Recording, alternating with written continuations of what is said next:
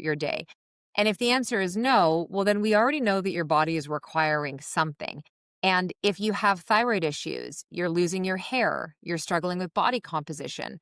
For women in perimenopause and menopause, the answer is almost always not about having less and fasting. It's about nourishing your body and starting to replace the nutrients, the minerals, really the minerals as we age that are supporting the endocrine function, your thyroid, your adrenals, and your metabolic health. And so as women, it is so confusing because we're hearing very well educated people that are saying, look, this is working for me, or this is working for my community.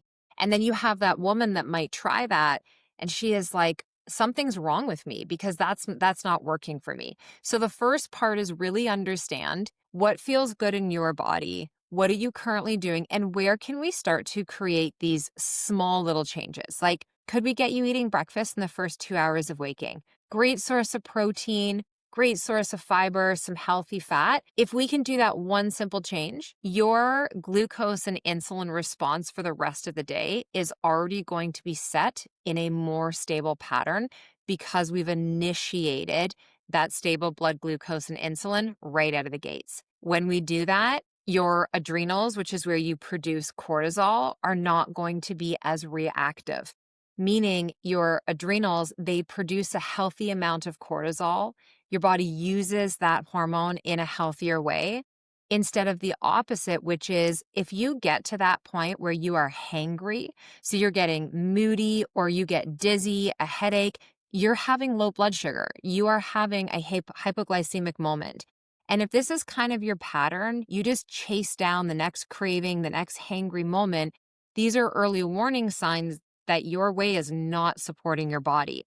So for me with women, it's trying to get them to really notice your body is literally writing you a letter every single day, and it is telling you how you are feeling all the time. If you keep putting your energy into your handheld device and being told by everyone else what it should be, you're going to stop listening to the most important person in the room, which is your body. I think that lesson in and of itself of being more aware and more attuned to your triggers and to what works well for you is that in and of itself is magic right there.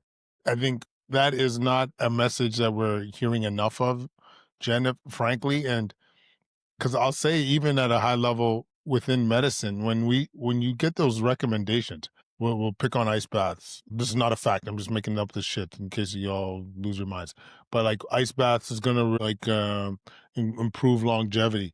Like those stats are based on averages. It doesn't mean you are going to benefit, right? It's not individualized, and the science we haven't really focused on individualized evidence. It's more at a population level on the basically on averages. So yes, if the average person in that study would benefit from XYZ, doesn't mean it's going to be you. So I think this is where one of my passions is like really telling people why you need to personalize your care. What works for Yes. you might not work for your loved one. Like my wife and I are basically almost opposites. I love fast. She didn't respond well to fasting. When it comes to sleep, I sleep. I need it cold as whatever, and she doesn't like it as cold. So that's why you and her would get along in terms of having Yeah. separate. We can room together. Her and I could room together. Yeah. Yes, yes, definitely. And I think the other thing. I don't know what your opinion is on this, but I actually heard this from Alex Hermosi. Ironically, clearly not in anyone in the medical field or a practitioner, but when it comes to the influencers, listen to the language. Like anybody that's extreme on anything, you should always put up your antennas. Like I think a lot of us should be saying what works for me.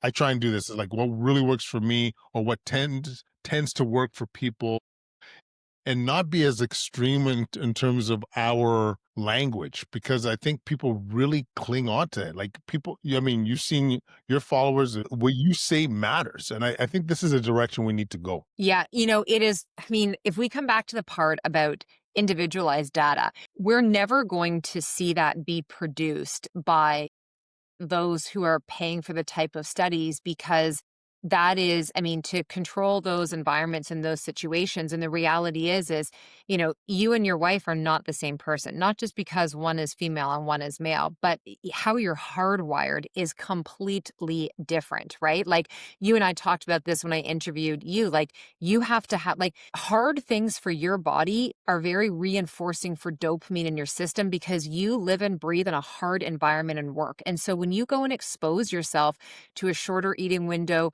to cold plunging, to whatever it may be, to heavier weights and that, there's a part of your body that is like, bring it, because this is actually what sharpens my steel. As where in another person's body, where their hard is like they're moving through a marathon of life as well, but it is, as a mother, it's your children, it's your part, you're like a freaking octopus trying to move through the world. And then you go and put what now is going to feel like an injury on that body, like, oh, you're already down, you're already tired. Now I'm going to go and like take one of your legs out from under you and make you go harder. The body doesn't have that resiliency. So now the thing that is a positive eustress for you is actually a negative stressor to your wife or to someone else who's not in that same position. And this is where we have to remember that we got to be careful when we're saying things like follow the science, follow the data. I'm not that person quoting that, because when we're talking about prevention, when we're talking about personal health, you are the N of one. No one knows your body better than you, and you know how you feel and how you react. So we run a lot of functional labs in our practice. We do blood, we do urine, we test hair, stool, saliva, the whole gamut. We get a lot of information. We get a lot of data. We do not only look at those results and determine what we're going to do based on that. You have to have a conversation, ask the person, explain to me when you're telling me you have no energy. Are you like kind of tired, or you're 10 out of 10? I can't get off the floor. The only reason I'm getting up is because I have kids who need me, or I have a job I have to get to. So you have to take, we are